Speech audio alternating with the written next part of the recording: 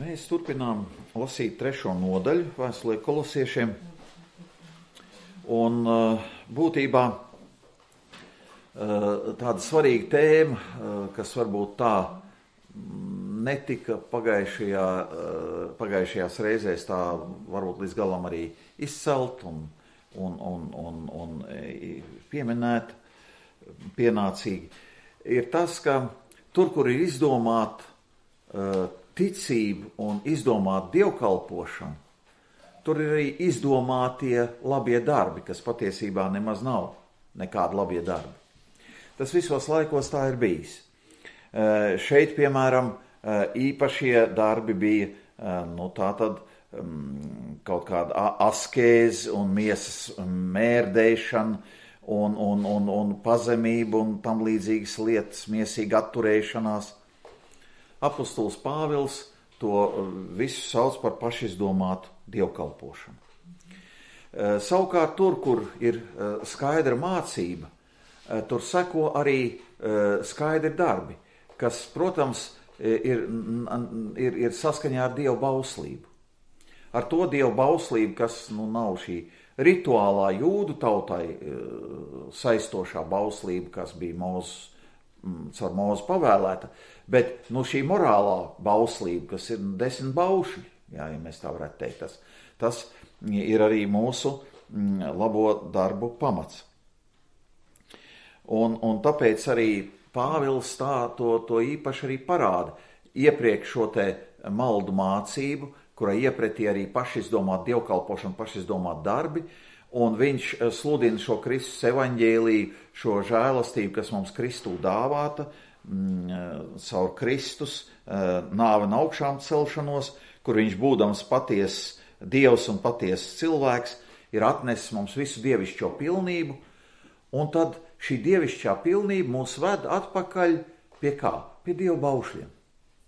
Patiesībā pie visiem saprotamas, skaidras, šķīstas dzīves. Būtībā caur šo te Kristus žēlastību, kur visa Dieva pilnība mājo miesā, būdam ar viņu saistīti, mēs varētu teikt, jā, mēs sākam dzīvot dievišķu dzīvi, bet tā dievišķā dzīve nav kaut kāda atrauta no tā, kur mēs kā cilvēki pasaulē dzīvojam.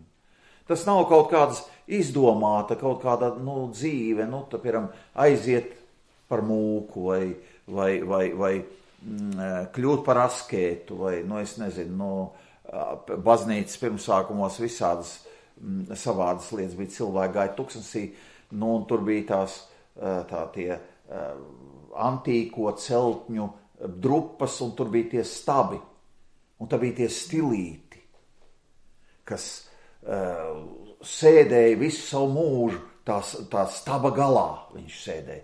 Un tad viņam tur kaut ko tur atnes ēst, un tad viņš tur striķi uzvilka augšā, un tad tos uzskatīja par ļoti, ļoti, ļoti svētiem ļaudīm. Bija tādi, ja. Tātad šādi te brīnumaini dievišķi darbi.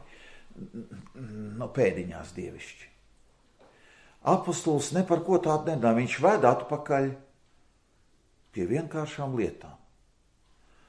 Pie skaidras šķīstas dzīves, kā mēs tālāk lasīsim, vīrus pie sievām, sievas pie vīriem, bērnus pie vecākiem, vecākus pie bērniem, kalpus pie kungiem. Liekas, tas taču ir tāda pavisam vienkārša ikdienišķa dzīve. Bet tas ir tas, ko mēs jau daudzkārt esam runājuši, kā apostolis to savās vēstulēs arī līdzīgi iet pēc šādas kārtības. Ja kaut kur ir kāda maldu mācība bijusi, tad viņš iesāka ievadu ar pareizo mācību, ar šo te Dieva žēlastību, kas cilvēkiem dota. Pēc tam viņš salīdzina šo patieso mācību un maldus, kas tur varbūt ir ienākuši tajā vai citā draudzē, kā šai gadījumā kolosiešu maldu mācības, dažādas filozofijas, pasaules pirmspēku un visādas pašizdomātas un eņģeliskas kalpošanas. Un viņš saka, bet šī jaunā dzīve Kristū, tev nav nekur jāmeklē kaut kādi jauni darbi, ko tu nekad nevarētu iedomāties, ka kaut kas tāds jādara. Kaut kas pavisam cits nekā tavā dzīvē. Cilvēks ir ielikts atpakaļ dzīvē, savos pienākumos, tikai aicināts šķīsti un krietni dzīvot. Un to mēs redzam šajā arī Pāvila sacītajā. Tāpēc viņš saka, tātad, kad Kristus jūsu dzīvi parādīsies, arī jūs līdz ar viņu tiks atklāt godībā. Tāpēc nomērdējiet sevī to, kas jūsos pieder zemei, netiklību, nešķīstību, kaislu, samaitāto iekāru, mantkārību, kas ir algdievība. Un mēs runājām par to, ka tie vārdi, kas šeit ir, kas jūsos pieder zemei, ir tos vecajā droši vien, pavisam vecajā tulkojumā glika, tos zemišķos locekļus. Un tie zemišķie locekļi nav rokas, kājas, acis, ausis, vai tas, kas pieder pie mūsu miesas, bet šie zemišķie locekļi ir netiklība, nešķīstība, kaisli. Tātad viņš runā par garīgajiem, kā varētu teikt, tiem locekļiem, ar kuriem cilvēks, es teikšu tā, šai pasaulē rīkojas un darbojas, kas ir viņa rīcības motīvi, kas ir viņa rīcības, tādu varētu teikt, veicēji, noteicēji un sekmētāji. Vai Daina atrada, kā tur ir? Jā. Zemišķie locekļi, ja? Kas pasaulē pieder.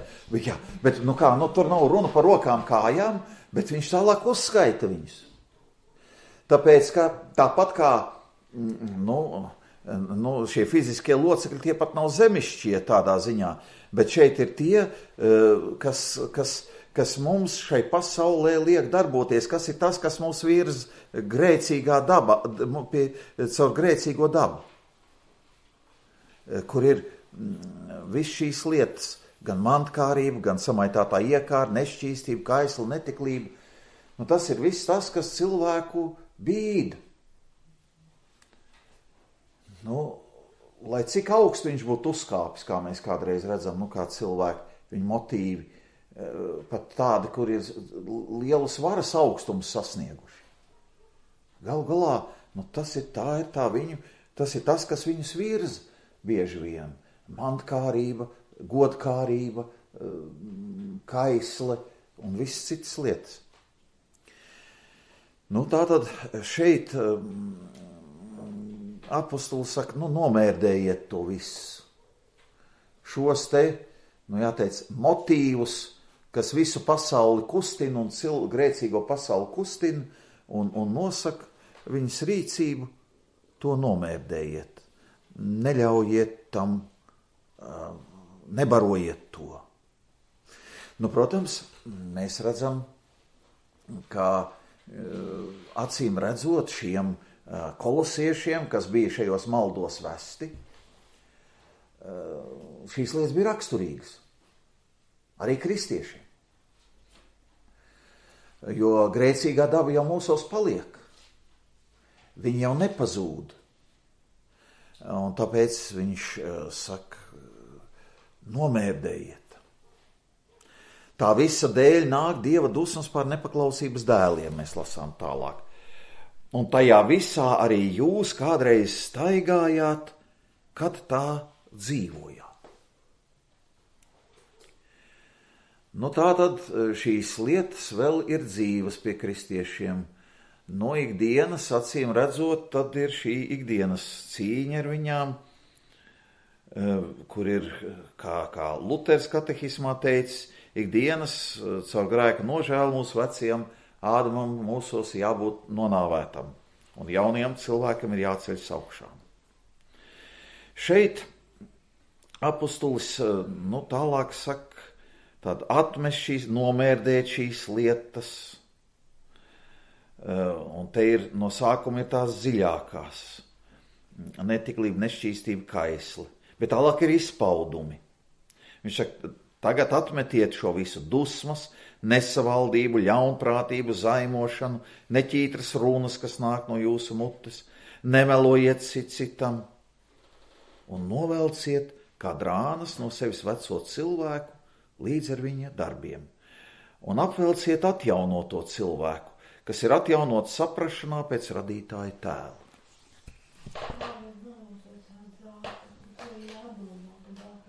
Tur viņš būtībā ir tas pats, ko viņš iepriekš saka, atmetiet dusmas, nesavaldību, ļaunprātību. Tas ir viss šīs vecās lietas un vecie ieradumi.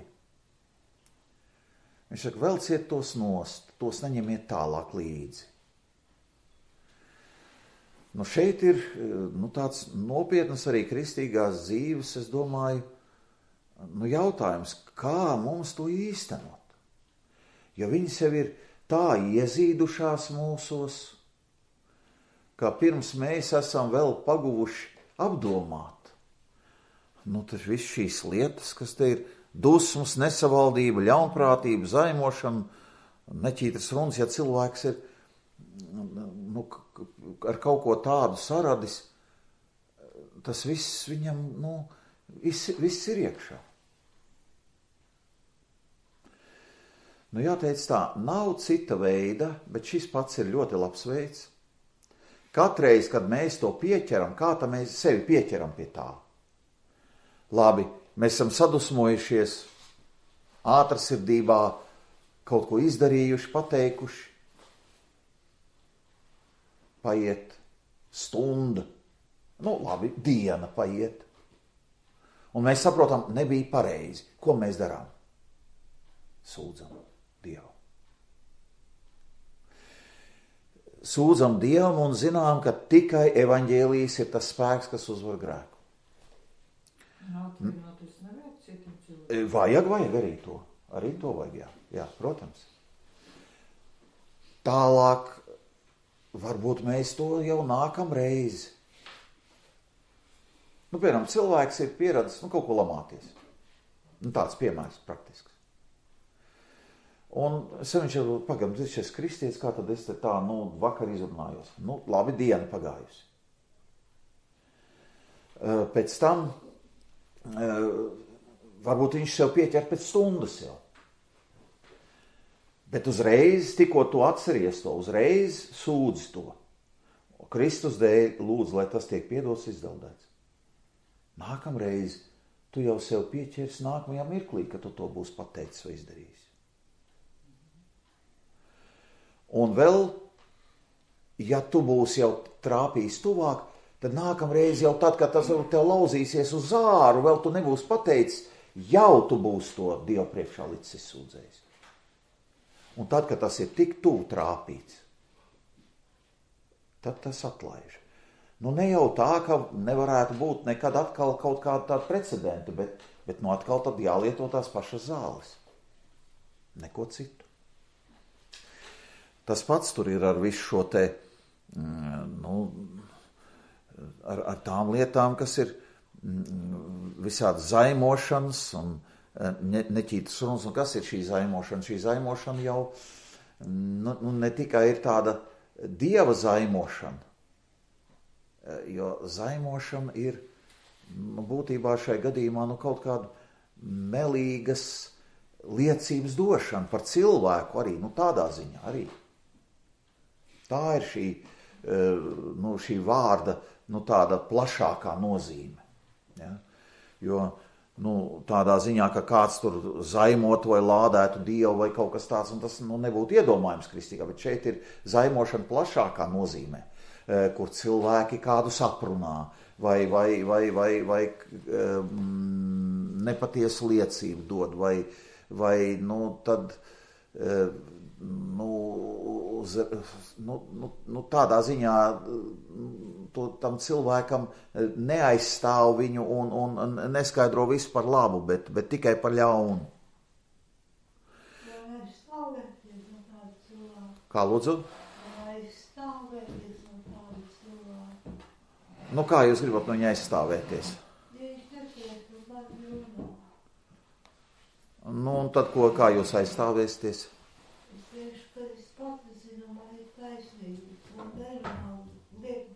Var tā pateikt, droši vien, jā. Jā, droši vien. Var ar neko neteikt. Vislabāk neko neteikt, jā. Jā. Var padomāt, jā. Nu, ko? Nu, Dievs mans liecinieks, pēc sevis var nodomāt. Dievs mans liecinieks. Viņš zina, kāds es esmu, jā. Vai kāda es esmu, jā. Un tādā ziņā, jā. Tur uzreiz kaut ko mēģināt to cilvēku diskusijās ieiet, nav liela jēga. Jā. Nu, tātad Pāvils tā kā saka tā, jūs tagad esat jauns radījums Kristū, un jums ir arī jātop jauniem ieradumiem, vecajiem, kas bija pie rokas, jābūt atmestiem, tiem, kas ir, šī grēcīgā daba, tas, kas pieder zemei, kas izriet no netiklības, nešķīstības kaislas, samaitātās iekārs, mantkārības, kas ir algdievība. Kas no tā visa nāk, to atmetiet, un viņš tur uzskaita kādas lietas. Tālāk, nemelojiet citam. Tie būtu šie meli. Novelciet kā drānas no sevis veco cilvēku līdz ar visiem viņa darbiem. Un tā ir tāda brīnišķīga aina, ka mēs aizvien vairāk un vairāk paļāvībā uz Kristu, ieaugam tajā jaunajā veidā, kas mums ir. Ka vecā iedaba tiek tā kā drēbes novilkt nost. Tas nenotiek uzreiz. Un ne viss uzreiz tiek novilkts, bet tas ir tāda lieta, kas ir viss kristīgās dzīves, tāda cīņa.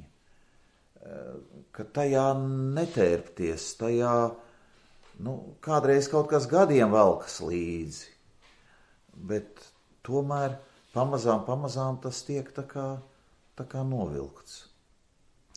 Un apvelciet atjaunoto cilvēku, kas ir atjaunots saprašanā pēc radītāja tēla. Tālāk ir apraksts par to, kāds tas šis jaunais cilvēks ir.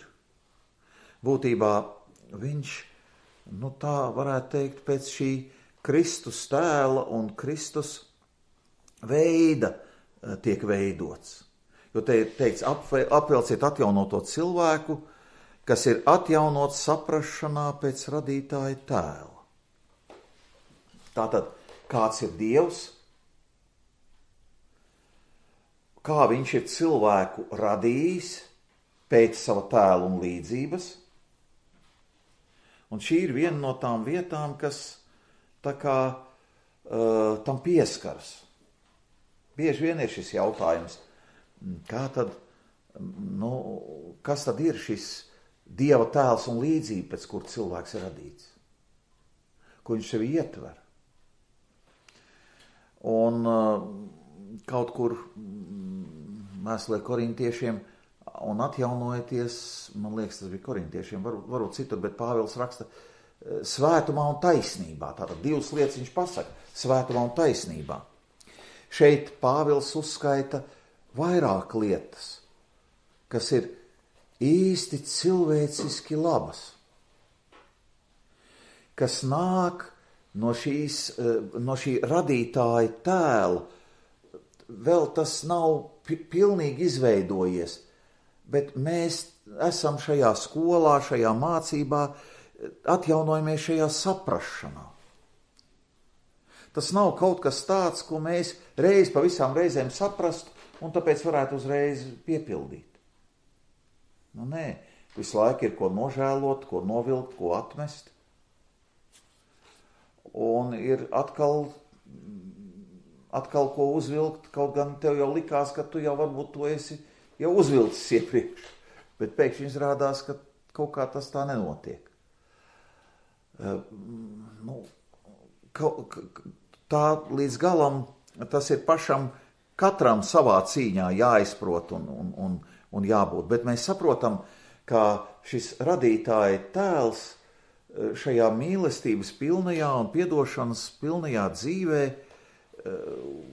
kas ir Dievu vārdu piepildīt ar pateicību Dievam, ar mīlestību citam pret citu piepildīt, tās ir tās jaunās drēbes, kas ir šis atjaunotais cilvēks, kas ir atjaunots saprašanā pēc radītāja tēla, būtībā Kristum līdzīgs. Un to tālāk apostols saka ar vārdiem, kur vairs nav nec grieķa, nec jūda, nec apgraizīšanas vai neapgraizīšanas, ne barbara, ne skīta, ne verga, ne brīvā, bet viss un visā ir Kristus. Jo Kristus ir šis Dieva, neredzamā Dieva tēls. Viņā Dievs top redzams. Viņā ir visa Dieva pilnība. Un mēs esam Kristū, tērpušies, un visas šis atjaunotais cilvēks, viņš top Kristum līdzīgs. Un Kristum līdzi. Tālāk ir kāda, tāda būtiska lieta, kas, to laiku sevišķi bija tāda aktuāla, kā Dieva atziņa, vecās derības raksti, apsolījumi, īstā patiesā dievkalpošana un derības bija dots jūdiem. Bet kā ar citām tautām? Tātad Pāvils saka, tur nav nec grieķa, nec jūda. Nav vairs, var teikt tā, ir taču grieķi un jūdi. Ko Pāvils saka un domā, sacīdams, tur vairs nav nec grieķa, nec jūda. Ārēji šai pasaulē jūdi paliek jūdi un grieķi paliek grieķi. Un viena runā jūdu valodā, otra runā grieķu valodā. Protams, ka viņi var saprasties kaut kādā kopvalodā. Bet viņš saka, Dieva priekšā jūdam ne ar ko vairs nav priekšrocība, salīdzinot ar grieķi, barbaru, skītu. Un arī vergs vai brīvais, tas nav tas, kas padara tev tuvāk Dievam vai tālāk no Dieva. Šeit, acīm redzot, šī problēma ir bijusi visur, arī kristīgās draudzēs, kā mēs ir īpaši to arī lasām, kad apostols Pāvils par to runā vēstulē galatiešiem. Tur tas ir visizteiktāk, 3. nodaļā. Bet arī, acīm redzot, kolosiešiem tas tā ir bijis.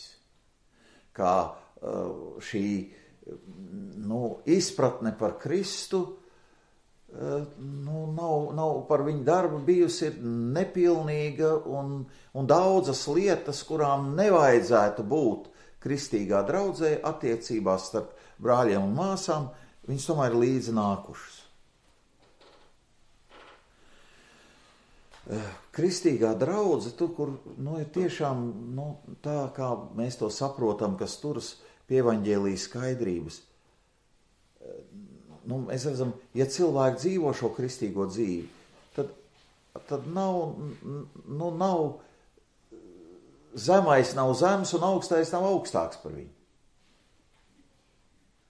Tur augstais var kalpot zemajam un zemais stāties līdzās augstajam. Nav tāda, tā kā, nevienmēr tas tā ir bijis. Laik pa laikam droši vien šis atgādinājums ļoti svarīgs ir. Piemēram, mūsu baznīcā nav kungu soli. Bet daudz vietu baznīcās, vecajās lauku, kur mēs redzam baroka, pirms baroka laika, tur ir kungu soli. Ja mēs, es nezinu, kur, piemēram, man ienāk prātā Dundegas baznīca. Un vēl kaut kur ir.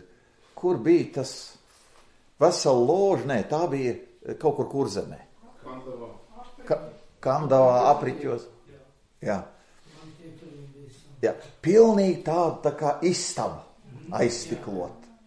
To var aiztaisīt ciet un attaisīt vaļā, un tie pārējie tie ir tur ar to tādu smalkāku soli, un tad tur jau mēs redzam, tas atkal viss ir ienācis atpakaļ. Bet tā kristīgā draudzē nevajadzētu būt, un tā arī nav. Tur, kur ir tiešām tā, kā mēs to redzam, tā kā tas mūsdienās kristīgā draudzē vajadzētu būt, nav šī nošķiršana vai sadalīšana. Te smalkie ļaudis sēdēs un te vienkāršie, jo visi Kristū ir vienādi. Brāļi, māsas. Bet 19. gadsimtē visas Ļuterāņu baznīcas pirmā soli bija kungi, un tad zemnieki tur citas soļus. Daudz viet tas tā bija. Daudz viet tas tā bija, jo, kā kungi bija tie, kas to baznīcu uzturēja. Patrons bija tas, kurš maksāja algu mācītājiem, kurš uzturēja baznīcu, kurš to skaistos kogriezumus bija pasūtījis, to skaisto gulbi, kas ērģelis spēlējot groza galvu un vicina spārnus, kā Ugālē, piemēram. Ja? Tā tad viņš arī sev bija uztaisījis smalkāku soli. Ja? Un tur, protams, kad mēs redzam, tas vairs nav, tā ir atkāpšanās no tā, ko apostols šeit saka. Jo šeit pat ir sacīts par vergiem un brīvajiem. 18. gadsimtā jau tādi īsti vergi nebija. Bija dzimtzemnieki, jā, bet viņi nebija vergi gluži. Gluži vergi viņi nebija.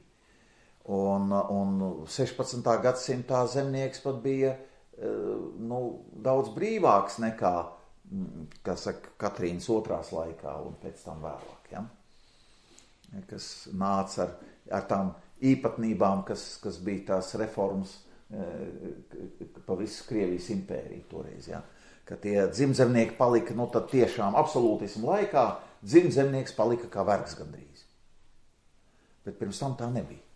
Bet vienalga, tāda salīdzinājums tur tāds bija. Te bija smalkie ļaudis, un mēs zinām, apostols, bet tā kunga brālis Jēkabs saka, neuzlūkojiet cilvēku vaigu, ja ienāk kāds vienkāršās drēbēs, jums saka, sēdies te pie manām kājām, un ja kāds ar zeltpirkstaina gredzeniem ienāk iekšā kāds bagātnieks, tad saka, nāc virzies te uz priekšu, un tā. Viņš saka, vai jūs nesat cilvēku vaigu uzlūkotāji? Laik pa laikam kristīgā draudzē tas ir, tāpēc ir tik svarīgi arī šie apustuļi skaidrie atgādinājumi, kas liek ieraudzīt, ka viss un visā ir Kristus, ka Kristus ir arī par šo vergu miris un arī viņā ir klātesošs un tas vergs ir Kristus taisnībā tīts. Un varbūt debesīs tam bagātajam būs jānāk tajā nabagam piešķirtajā bagātīgajā mantojumā un ja viņš būs ieguvis viņu kā draugu ar netaisno mamonu, tā kā Jēzus tajā līdzībā. Visādi var būt, pilnīgi otrādi viss. Ja? Tie, kas ir bagāti ticībā, nevienmēr ir bagāti ar mantu, un tie, kas ir bagāti ar mantu, nevienmēr ir bagāti ticībā. Bet viņi visi ir Kristū. Tālāk ir visas tās lietas, kurām nevajadzētu būt arī pieminēts, arī tādas barbarskīts, grieķis jūtas arī tādā nacionālā veidā. Savā ziņā vienu labu lietu tā antīkā pasaule bija devusi, ka bija tāda valoda, ko viss saprata. Ka tai draudzē gan grieķi, gan jūdi, ja tās nebija specifiskas tādas jūdu draudzes, barbari un skīti, viņiem bija kopvaloda, viņi runāja viss vienā valodā. Un tas, protams, bija arī tā kā tai draudzes kopībai stiprinošāk. Bet, protams, kad sāk veidoties šī, ka skītiem ir sava baznīca, barbariem sava, grieķiem sava un jūdiem sava, tad arī tās mācības sāk arī aiziet kaut kādas atšķirīgas un kādreiz pat pretrunīgus ceļus. Bet, sākotnēji tas tā nav bijis un tā tam nevajadzētu būt. Mēs taču redzam, ka tur, kur ļaudis turas, nevis pie kaut kādām nacionālajām īpatnībām, bet pie kristīgās ticības. Nu, piemēram, tur, kur mēs sastopam luterāņus vienalga, Vācijā vai Amerikā, vai Polijā vai Krievijā, pilnīgi vienalga. Bet īstus, kas turas pie evaņģēliskās mācības. Mums nav nekādu tādu atšķirību. Mēs jūtamies kā mājās, ja tik mēs to valodu saprotam un zinām, mēs jūtamies kā mājās, kā savā draudzē, kristīgajā draudzē. Vienalga. Tas bija tas pārsteidzošais, kad pēc viss tās padomjas sabrukšanas, kad jau mēs te bijām, kā varētu teikt, iesprostoti, tur, kur mēs bijām iesprostoti, iznāca būt kaut kur citur. Kristīgā draudzē dievkalpojumā, un tur, kur bija ticības vienprātība, tur tu jūties kā mājās. Un kur viņi nebija, tu biji kā svešinieks. Lai gan arī kristīga draudze. Lai gan arī sauc luterāņi. Piemēram, aizbraucot uz Zviedriju, es nejūtos kā mājās. Aizbraucot uz Ameriku pie misūriešiem, tur tādu mūs aizvecantu, es jūtos kā mājās. Kāpēc Zviedrija? Tāpēc, ka viņi bija jau atkrituši no mācības, jau no evaņģēlija mācības. Viņam cita mācība jau bija. Jā, cita mācība. Tā kā tur ir tā, ka šī arī kristīgā mācība, viņa rada vienprātību, neskatoties uz visām šīm atšķirībām, kas varētu tur būt. Kur viena kultūra atšķiras no otras kultūras, viena nācija no otras nācijas, bet tur, kur šis evaņģēlijs tiek šķīsts sludināts, tur ir vienprātība un vienotība Kristū. Tur vairs nav šo te atšķirību. Jeb pareizais, kaut atšķirības ir, bet nav robežu, ko šīs atšķirības veido. Tā būtu pareizāk to formulēt. Lūk, tālāk apustulis raksta. Kā Dieva izredzētie, svētie un Dieva mīlētie, apvelciet dziļu līdzjūtību, labestību, pazemību, lēnprātību, iecietību citam pret citu. Esiet pacietīgi un piedodiet citam, ja kādam ir pret kādu, kas pārmetams. Kā tas kungs jūs ir apžēlojis, tāpat dariet arī jūs. Bet pāri visam, lai ir mīlestība, kas visu sasien kopā pilnībā. Šie ir tik jauki vārdi, ka mūsu baznīcas liturģijā viņi ir iecelti laulības ceremonijā. Kur laulātos uzrunā, lasot šos te vārdus, kādai tad būtu jābūt tādai kristīgai laulības dzīvei. Un tas ir pareizi, protams, jo laulībā var būt divi kristīgi ļaudis visciešāk iznāk dzīvo kopā. Un tā kā viņi ir divi apžēloti grēcinieki, tad tur ir daudz, kas varbūt kādreiz sūdzams vienam pret otru, vai piedodams, vai panesams, vai izturams. Bet tas ir sacīts visai draudzei. Visai draudzei. Protams, tur, kur mēs ar cilvēkiem esam ciešāk, tad tas tā intensīvāk, tas viss notiek. Tur, kur mēs esam tālāk viens no otra, tur varbūt netik intensīvi. Bet apustulis atgādina, kas mēs esam. Viņš neapelē uzreiz, nevēršas pie kristiešiem pašiem, neliek viņus centrā, tās darbības, kā darbības pašas centrā, bet pašā darbības centrā ir Dievs. Dievs, kas mūs ir izredzējis, svētījis, svētdarījis un kurš ir mūs savā mīlestībā ietvēris. Tad pa priekšu nāk Dieva darbs. Jūs jau esat Dievu izredzēti. Jūsu dzīvība jau līdz ar Kristu ir debesīs. Jūs esat līdz ar Kristu apslēpta Dievā jūsu dzīvība. Jā, jūs turpināt dzīvot šeit uz zemes. Un lai šis dzīvības spēks, šī Dieva mīlestība un Dieva darbs, ko viņš Kristu ir jūsu dēļ darījis, svētīdams un mīlestībā ietverdams, lai viņš ir arī tas avots, no kur izriet arī jūsu savstarpējās attiecības.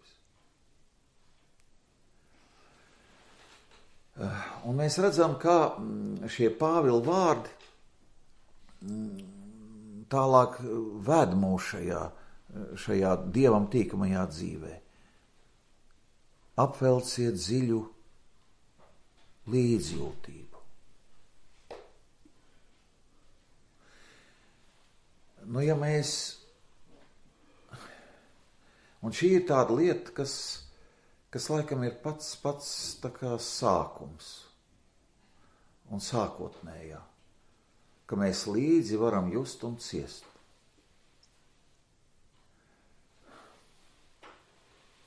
Un ar to arī kādreiz mēdz būt vislielākās grūtības.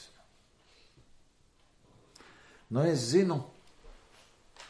domāju, ka varbūt sievietēm ir vieglāk būt līdzjūtīgām. Man tā šķiet. Jo it sevišķi tām, kuras ir mātes, kas ir to mazo bērniņu saņēmuši, ko viņi savā miesā auklējuši un nesājuši. Viņas jau visu laiku tā atbildība ir bijusi, un tas kaut kā tā to dvēseli jau veido tādā ziņā. Tāpēc, kad tas mazais bērniņš ieraudas, vai tad viņam kaut kas ir, vai tu redzi, ka kaut kas pie viņa nav, uzreiz ir satraukums, uzreiz jūt arī līdzi. Nu, tēviem tas kaut kā jāmācās ir. Bet tas nenozīmē, ka viņi nevar to iemācīties. Protams, šī līdzjūtība, viņa jau arī nāk reizē ar tādām cīņām un arī ciešanām, kas cilvēkam pašam jāizcieš. Jo tas, kuram ir sāpējis, tas varbūt labāk saprot to, kuram sāp. Tas tā dabiski arī notiek. Un tāpēc šī pirmā, šī līdzjūtība, Pāvils viņu sauc kā pirmo, ka tā mūsu cietā sirds top atmaidzināta, ka mēs varam līdzi just otram. Protams, arī viņi priekos, viņi bēdās, bet pārsvarā bēdās. Bet arī priecāties līdzi. Un tāpēc Pāvils saka, raudiet ar tiem, kas raud, un priecājieties ar tiem, kas priecājas. Jau Salmana mācītāja grāmatā ir teicis, ka labāk ir būt bēdu namā. Tur kaut ko tā sirds mācās. Viņa kaut ko mācās, viņa top dzīvāk. Viņa vairāk jūt un izprot no tā otra cilvēka. Mācīties, ieskatīties tajā otrā cilvēkā, saprast viņu. Un, protams, it īpaši jau te tālāk mēs saprotam iecietību, pacietību, piedošanu. Ja jau viss tās lietas ir pieminēts, tad tas jau nozīmē, ka tas otrs jau nav kaut kāds, es nezinu, kāpēc, tā, tas pirmais vārds, kas nāk kā eņģelis, Eņģeļi jau nav tādi nemaz, bet tas priekšstats tāds ir un parasti, maigs un mīļš, kā eņģelis, tas nav tā, bet, tas cilvēku priekšstats tāds ir. Tātad, tas nav kaut kāds ideālais cilvēks, tas nav kaut kāds tāds, kas uz tevi ar tādu pašu, līdzjūtību, labestību, pazemību uz tevi lūkojas. Viņš varbūt ir pavisam citādāks, par kuri teica, ka tev ir jāpanes, jāpiedod un jāpacieš. Atkal un atkal no jauna. Tāpēc šī līdzjūtība, jo tas pamats ir viens. Mēs jūtam līdzi viņam, viņa bēdās, tāpēc, ka viņš ir tai pašā bēda pasaulē, kur mēs, un mēs to esam sapratuši. Un mēs jūtam līdzi arī viņa priekam, tāpēc, ka viņš ir arī tāpat kā mēs, Dievu izredzēts, svētīts un Dievu mīļots. Un tas, kurš mīl to, kas viņu ir dzemdinājis, proti Dievu, raksta Jānis, tas mīl arī to, kas no Dieva ir dzimis. Savu brāli vai māsu Kristu, kas arī Dieva dzemdināts, kas arī ir no Dieva dzimis.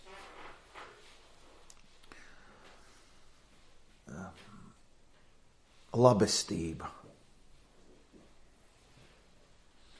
Interesanti, kā ir vecajā šī labestība tajā sudrabotajā. Tas ir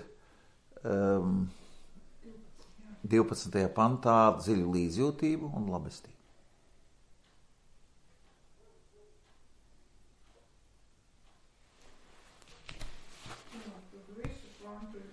Jā. Tad apsvelciet kā Dieva izredzētie, svētie un mīļotie, sirds žēlastību, laipnību, pazemību, lēnību. Laipnība, tur ir laipnība, jā. Šeit ir tā, ka tas pirmais vārds ir tā dziļa līdzjūtība, viņš ir ļoti labi iztulkots, ļoti labi ir iztulkots. Un šeit ir tas otrs vārds, tas krietnums, jeb labestība, kas ir tāds jaunāks latviešu vārds, droši vien tajā laikā nemaz nebija, kad Liks tulkoja tādu vārdu labestība. Tas ir šī hrestotētos, tas ir hrestotēta. Hrestos ir krietns, labestīgs, protams, viņš arī laipns ir. Protams. Bet laipnība vairāk ir tāda, parasti, tāda vairāk tā kā, varbūt arī ārēja, bet šeit ir vairāk uz tādu, tiešām uz to dziļo pamatu tam visam. Labestība. Tālāk pazemība.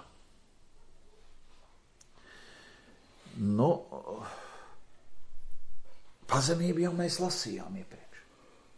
2. nodaļā, pašās beigās.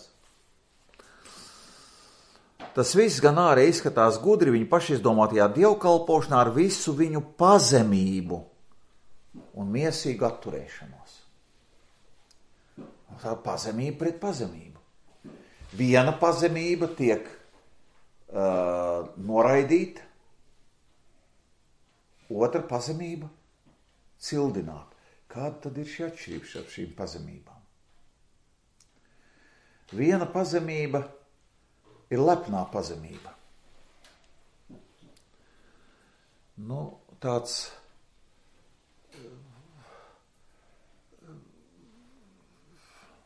grūti pateikt, vai tā ir tas tāds labs piemērs, bet kādreiz tāds ļoti spilgts piemērs man bija pirms daudziem gadiem, jau 30 vismaz. Viesojoties Igaunijā vienā sieviešu klosterī Pihtimā. Tas ir pareizsīgo klosters, un viņi tur vēl tagad pieņem tur viesus, un tāda slavena vieta.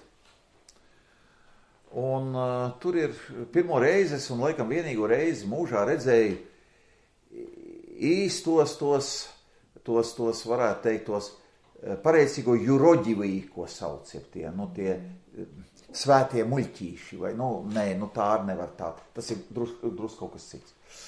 Tur bija kaut kāds vīrs, īstās viduslaiku skrandās.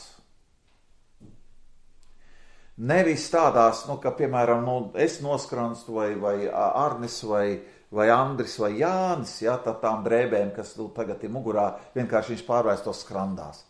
Bet tādas ļoti mākslinieciskas no maisa, tādas šūdinātas, dizainiskas, izteiksmīgas skrandas. Ap kaklu sarūsēja smaga, tāda, ritīga ķēde. Un vēl kaut kāda pat smagumi atsvari, lai mērdētu miesu. Tā ir tā miesas mērdēšana. Un tik dziļi pazemīgi, tur viss, teiksim, visiem tur laipnis, tur smaid, un tur viss tur, un lūkšanā, un viss tur iet tie cilvēki, kas tur ir ekskursanti, svētceļnieki, un kas tur ir. Un mēs bijām ar krievu draudz tur. Un tās mūsu luterāņu dāmas, viss kā pieklājas lakatiņus apsejuši, iet tur tagad skatīties, bet viņš tur sēž pie kaut kādas tur baznīcas, un tur visā savā pazemīgajā krāšņumā. Kā tāds ubaks un nabaks. Un viņas tagad, iet un tā skatās, un pēkšņi viņš un sāk viņus sūnīt un lamāt. Par ko? Viņas nav krustu metušas pret to ikonu, zem kuras viņš sēž. Un pret viņu arī ne, jo visi tie pārējie, kas tur iet, kas jau zina to, arī pret viņu svēto vīru pakniksē. Tātad tik pazemīgs, ka pilnīgi plīst no lepnuma. Un šī viltus pazemība no šīs pašizdomātās dievkalpošanas, šī paškultivētā maska, ko šie pašizdomātās ārējās dievbības kopēji kultivē, nav nekāda pazemība. Tā ir viltus pazemība. Tā ir lepnība, jā. Tā ir ļoti liela lepnība, jo tie, kas paškultivējuši ir šo te pazemību, viņi ir paši pazemīgākie. Lūk, tātad šeit atkal ir runa par īstu pazemību. Jā.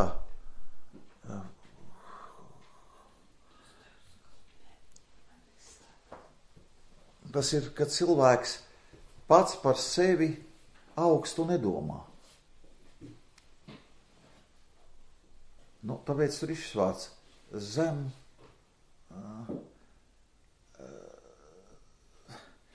zemes pašvērtējums, varētu arī teikt.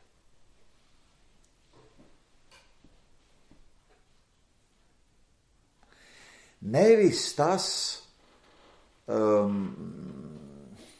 komplekšainais zemais pašvērtējums, kur patiesību sakot, tur ir ļoti augstas gaidas attiecībā uz sevi, kas nav piepildījušās, un tāpēc izveidojas kompleks, kā psihologi to arī parasti apraksta.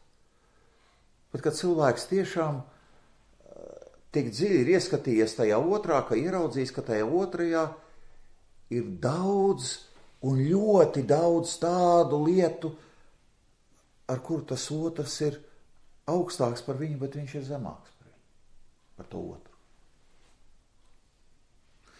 Jo tā jau tas dabiski būtu, jo kā?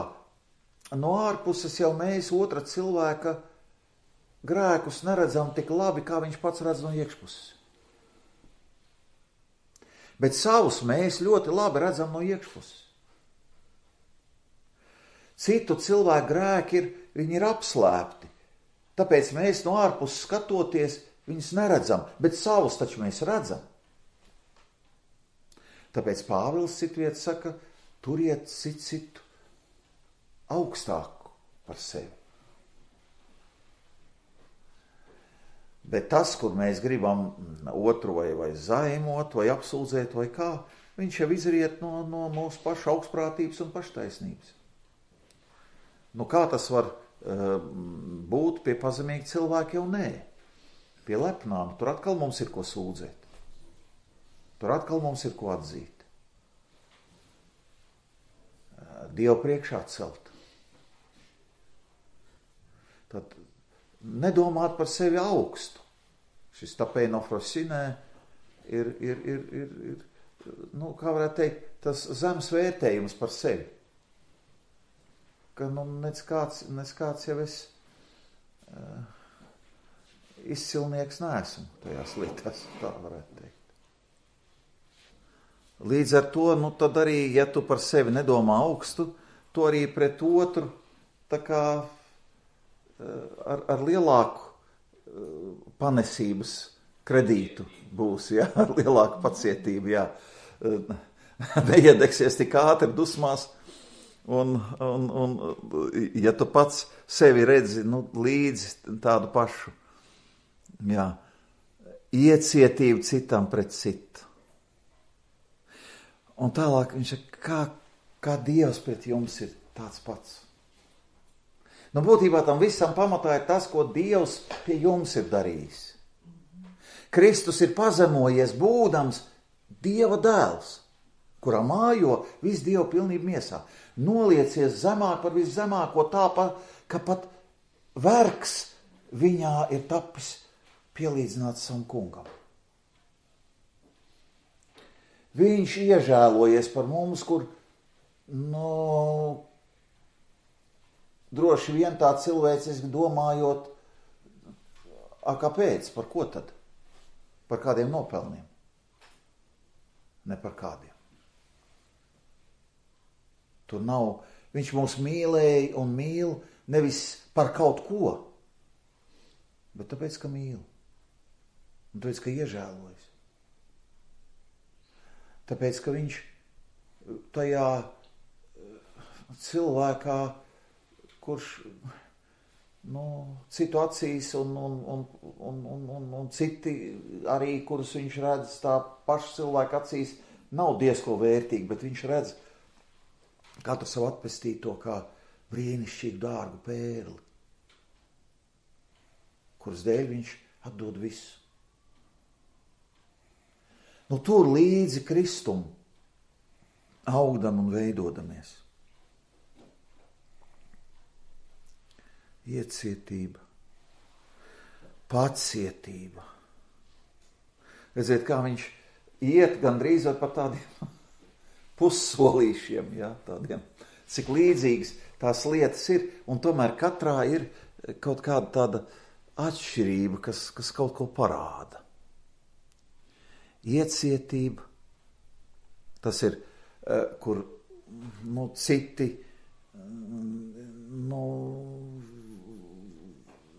ir tik tādi paši apžēlot grēcinieki kā mēs. Varbūt tikai viņu tie vājās vietas izpaužas kaut kur citur nekā mūsējās, bet varbūt arī nemaz ne citur. Cik kādreiz ļoti mēs apsūdzam, kādreiz neesam iecietīgi pret tiem, kur dara, to pašu, ko mēs arī darām, un tā kā paši nemaz nepamanām. Arī tā jau mēs būtu. Un tas būtu attiecībā tādi iecietīgi, cits pret citu, bet pacietīgi. Tā ir tāda fundamentāla lieta. Pacietība, izturība, tā tad bēdās un tur, kur ir kaut kas jāpacieš, tāpēc viņi sauc par pacietību. Ja viņi ir kopā ar paciešanu, ar ciešanu. Un varētu teikt tā, ka vārds, kas ir makrotimija. Makros liels, un timos ir tāda jā, tas varētu būt tā kā dūša, tā kā, latviešiem tāds vārds dūša. Tāda izturība, ja? Liela izturība. Liela. Gal galā visu izturēt. Piedodiet citam, ja kādam ir pret kādu, kas pārmetams. Kā kungs jūs ir apžēlojis, tāpat dariet arī jūs. Un šeit atkal mēs atgriežamies pie tā, ko mēs lūdzam mūsu Tēvs lūgšanā. Piedod mums mūsu parādus, kā arī mēs piedodam saviem parādniekiem. Kur mūsu kungs arī ir šo skarbo, bet brīnišķīgo līdzību, šo stāstu par ķēniņu, kurš ar saviem parādniekiem norēķinājās un pie viņa pieveda kādu ļoti lielu, kas bija parādā viņam 10 000 talentu. Atgādinājumā 1 talents ir 30 kg zelta, bet tad parasaka zelta talentu, tad droši vien runa par 40 kg sudraba. 1 talents reiz 10 000, tad, tas ir cik daudz tur sanāk, tur tonnas, ja. Un viņš atlaida šo lielo parādu, jo tas cilvēks nevarēja samaksāt. Un tad viņš negribēja piedot 100 denāriju savam parādniekam. Gribēja ar viņu tiesāties un ved viņu un iemet cietumā. Un tad ķēniņš šo parādu, ko viņš bija atlaidis, pēkšņi vairs neatlaida. Tad tu negribēji piedot, vai tev tāpat nevajadzēja apžēloties par tavu šo te parādnieku. Un viņš iemet viņu cietumā, nodod mocītājam, kamēr viņš nebūs nomaksājis pēdējo kvadrantu, jeb didrahmu.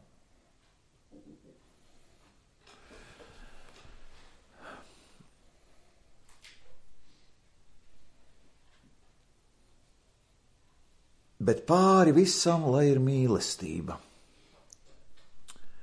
kas visu sasien kopā pilnībā.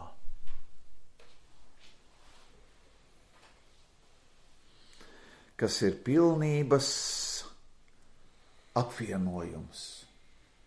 Tur ir tāda runa par, ir tās latviešot saišķis, kas ir pilnības saišķis, bet tas, protams, neskan. Tāpēc ir tā aprakstoši.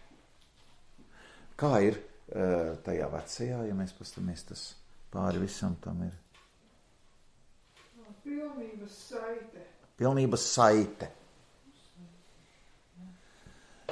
Jā, tas drusku tā aina drusku cita, ka tā mīlestība visu tā kā, tā kā saite būtu, bet te ir tas, ka visa šīs lietas satur mīlestību, kas iepriekš minēts. Gan šī līdzjūtība, labestība, pazemība, lēnprātība, iecietība, piedošana, paciešana. Tas viss ir mīlestības auglis, ja tā varētu teikt citiem vārdiem. Tas viss ir šīs mīlestības saturēts kopā.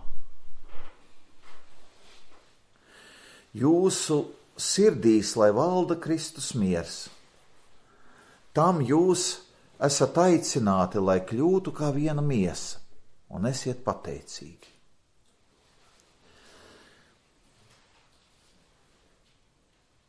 Kristus miers sirdī. Kristus dāvātais miers sirdī. Tas miers, ko Kristus mums ir dāvājis ar Dievu.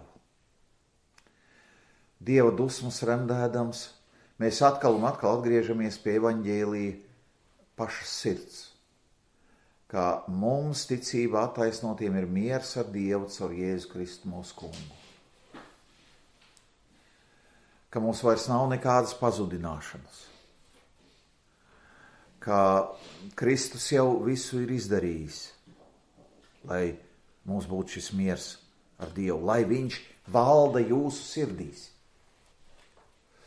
Un te ir tā svarīgi mazliet pēc apstāties tātad, nevis, ka jūs zinat to, nevis, ka jūs to tā kā pieminat, vai viņš kaut kur tur ir, bet lai viņš valda. Un valdīšana ir tāda aktīva lieta. Ja tā būtu pasīva lieta, tad Japāņiem, kuriem ir imperatora kults, pietikt ar to, ka imperatora bilde ir skapī. Un viņi īpaši rituāls veids pie aizvērta skapja un īpašā svētdienā skapja ir jāatver. Viņiem tā ir, birojos tā ir bijis. Tagad mūsdienās varbūt ne, bet vēl līdz nesenām, vēl modernajos laikos tāda imperatora kults bijis. Imperators nevalda kā bilde. Viņš valda izdodams likumus, noteikdams likumus, izdodams pavēles, ieceldams, atceldams ierēģus. Un šeit, tam Kristus mieram arī ir jābūt, tā kā vairogam un tam spēkam pret visu to, kas mūsos vēl ir no grēka un kas vēl ir pasaulē. Viņam ir jābūt pēdējam argumentam un pēdējam noteicējam. Viņam ir jāvalda. Viņam ir jābūt pārākam par visu.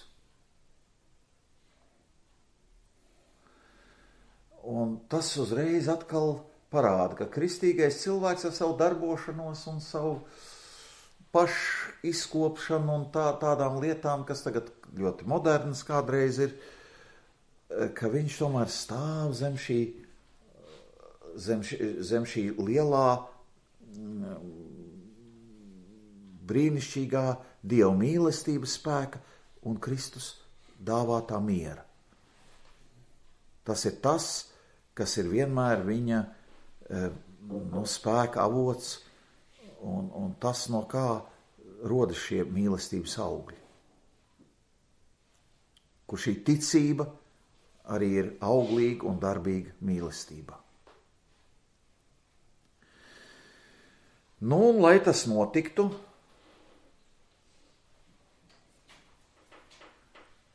ir vajadzīgs Dieva vārds. Un tāpēc tālāk apostols saka, lai Kristus vārdi bagātīgi mājo jūsos.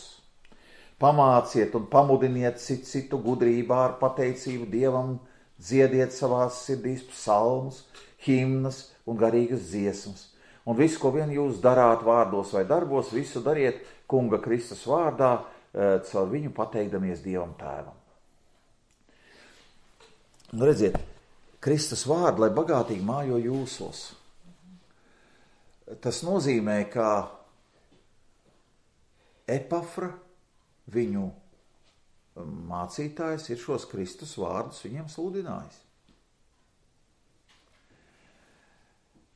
Iespējams, ka šeit jau uz šo laiku ir uzrakstīts kāds evaņģēlijs arī. Jo senatnē uzskatīja, ka Mateja evaņģēlijs ir uzrakstīts ticis 20 gadus pēc Kristus augšām celšanās. Pēc tam arī Lūkas, Marka. Bet, lai apstiprinātu to Epafras sludināto evaņģēliju kolosiešiem, kuri bija kaut ko citu meklējuši, un tur bija maldu mācītāji, viņus samulsinājuši, ārkārtīgi gudri ļaudis, ārkārtīgi svēti ļaudis tie maldu mācītāji būs bijuši. Bet Epafra nebija tiešā veidā apustuļu skolnieks un nebija arī apustulis. Tad mēs lasām 10. pantā, 4. nodaļā, jo sveicina mans ieslodzījuma biedrs Aristarks un Barnabas radinieks Marks. Un tālāk iekavās. Par viņu jūs esat saņēmuši norādījumus. Ja viņš pie jums ierodas, uzņemiet viņu. Tātad tas, kurš ir bijis apustuļu Pētera tulks un labi zina gan Kristus vārdus, gan Kristus darbus, tā kā gatavojas ierasties kā apustuļu sūtnis, viņš ir tiešais apustuļu māceklis, gatavojas ierasties tur Kolosos, lai apstiprinātu, ka tas evaņģēlijs, ko Epafris sludinājis, ir tas pats, ko apustuļi ir sludinājuši. Ka tie ir autentiski Kristus vārdi un Kristus darbi. Lai šie vārdi bagātīgi mīt jūsu vidū. Viņš saka, Kristus vārdi. No kurienes viņus varēja dabūt zināt? Tikai no šī mutiskā evaņģēlija, kas viņam tika sludināts. Varbūt bija jau kaut kas rakstisks, varbūt nebija. Bet Marks, kas bija autoritāte, kas bija Pētera tulks, dosies, un tad viņš saka, tad uzņemiet viņu, viņš kādu laiku tad pie jums būs. Viņš tātad to apstiprinās, ko Epafra arī jums ir jau iepriekš sludinājis.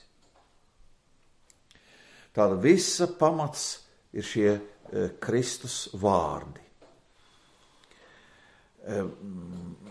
Nevis kaut kas cits, nevis kādas citas cilvēces filozofijas, bet šie Kristus vārdi, viņiem ir jāmājo pie mums. Nav tā, jūs jau zināt, ko Kristus teicis, ar to pietiek. Nē, mēs šie vārdi, kā viņi mājo, dzīvo, ar to, ka viņi tiek visu laiku sludināti. Atkal un atkal. Un tas ir bijis kristīgās draudzes šis senais pamats, kas caur visiem laikiem tomēr ir bijis tāds izturēts. Piemēram, mūsu liturģiskais gads, baznīcas gads, kas ir ļoti sens. Luters tāpat pie tā turējās, tā bija sena baznīcas kārtība. Ka gada laikā izgāja cauri visiem galveniem evaņģēliju notikumiem, visam tam, kas rakstīts evaņģēlijos. Ne visam var iziet, bet galvenajiem notikumiem. Lai tas būtu pēc iespējas pilnīgāk, tad ir 4 gadu cikls. Bet sludināšanas pašā centrā ir Jēzus Kristus vārdi un darbi. Viņi bagātīgi mājot dievkalpojumā kristīgā draudzē. Viņi mājot savu to, ka viņi tiek sludināti, skaidroti, mācīti, atkal un atkal. Līdzīgi kā, ja kāds cilvēks kaut kur dzīvo, tad mēs viņu tur redzam katru dienu. Tas nav tā, ka viņš parādās reizi pa dažiem gadiem un mēs, ka viņš tur dzīvo. Nē, viņš dzīvo, ja viņš tur dzīvo pastāvīgi. Tāpat arī Kristus vārds. Viņš saka, lai bagātīgi mājo jūsos. Pamāciet un pamudiniet citu gudrībā. Tāda ne tikai ir tā, ka mācītājs to sprediķo un saka un māca, bet arī draudzes locekļi par to runā. Savā starpā viņi to apspriež. Tas mājo viņu vidū ne tikai tad, kad mācītājs to sludina, bet arī tad, kad viņi par to runā, kad viņi par to domā, kad viņi par to dalās.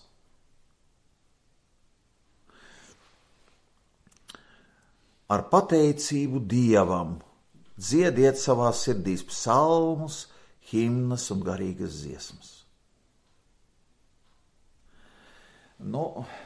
Protams, ka tās dziesmas jau nav sacerētas tāpēc, lai viņas dziedātu tikai sirdīs. Viņas jau, šie psalmi un himnas un garīgas dziesmas, tiek dziedātas dievkalpojumā. Bet tad, kad dievkalpojums ir beidzies, tad tas ir tas, kas jūs arī ceļ un veido arī ārpus dievkalpojumu. Un mēs zinām, ka cik daudz tas grūtos brīžos ir palīdzējis, kad mēs esam varējuši kādu dziesmu atcerēties, dziedāt kaut vai savā sirdīs domās viņu pieminot vai pie sevis dungojot. Tā ir brīnišķīga lieta, ja kaut kas tāds sirdī dzīvo un notiek.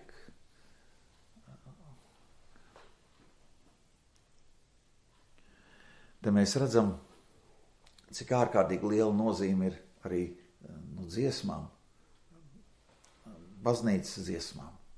Mums jau arī, ja tā paskatās, tāpat ir tātad psalmi, daudzas mūsu dziesmas, ko mēs dziedam, ir ar psalmu pamatu.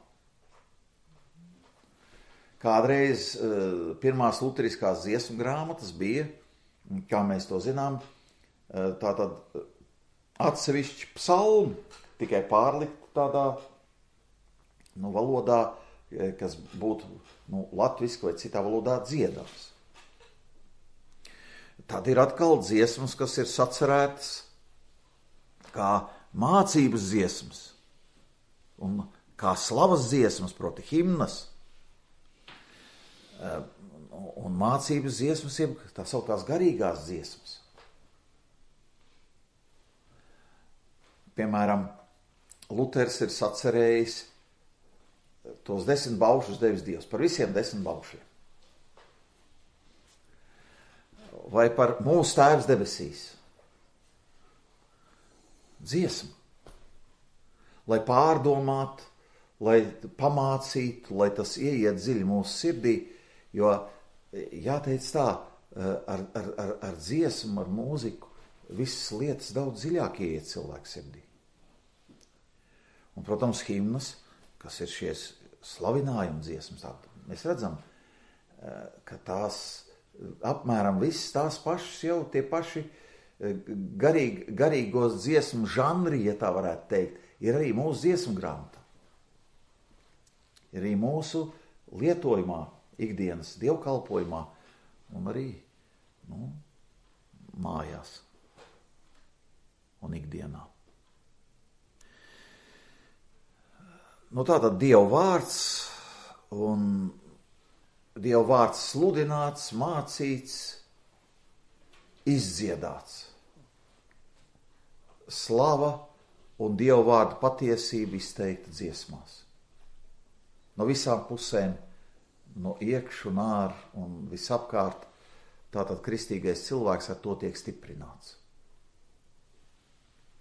Tā mēs redzam tādu arī, tādu to dievkalpojumu būtību, kas ietiecas arī cilvēku ikdienas dzīvē. Un tas viss palīdz arī to iepriekš minēto pieredzēt un piedzīvot. Jo grūti būtu iedomāt, ja cilvēks pie sevis dzied, tādēļ ņem un satriec manu sirdi spēcīgi, vai manu prātu, kā tagad laikam dzied. Un pēc tam uzreiz mesties kādam virsū.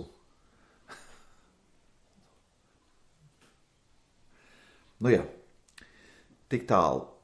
Apstāsimies pie 17.